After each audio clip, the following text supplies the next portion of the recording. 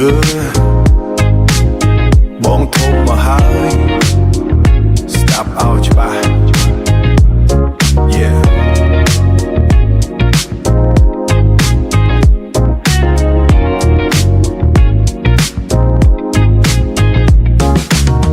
មេកំពុងក្តៅស្រាប់តែប្រែជាខ្មៅអង្គុយក្នុងឡានចិត្តនៅតែហៅភ្លៀងធ្លាក់ខែប្រាំងកំរបានឃើញដូចលុយក្នុងហោប៉ៅហូរចូលមិនឈប់ឡានលេខស៊ឺចាស់កង់រវង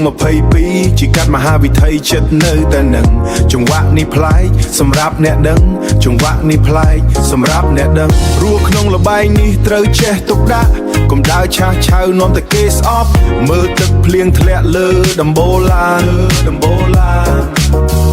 សម្លៀកបំពាក់ថ្លៃមកសញ្ញាល្បីអង្គុយលើកៅអីស្បែកសត្វសរសើរមើលទៅមេឃធំឃើញរន្ទះបាញ់តែចិត្តខ្ញុំស្ងប់ដូចទឹកក្នុងបាំងភ្លៀងធ្លាក់ខែប្រាំងរំលឹកដល់រឿងចាស់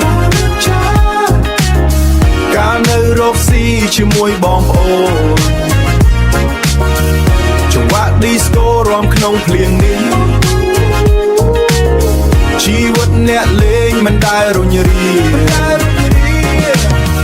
ចាំការនោះទេគ្រាលំបាកវេទនាយើងក្តាប់ឱកាសក្នុងដៃទាំងពីរភ្លៀងធ្លាក់បែបនេះកាលពីឆ្នាំ90បាត់បង់មិត្តខ្លះព្រោះតែលុបលន់តែខ្ញុំនៅឈរកាន់កាប់ទឹកលន់តែខ្ញុំនៅឈរកាន់កាប់ទឹកដីលុយកាក់ហូរចូលដូចទឹកជំនន់ត្រូវចេះរៀបរយតាមក្បួនចាស់ទុំកុំចេះតែហ៊ានបើគ្មានក្បួនខ្នាតស្ដាប់សំឡេងបាសញ័រដល់ឆ្អឹងខ្នងនេះជាជីវិតពិតនៃអ្នកតស៊ូ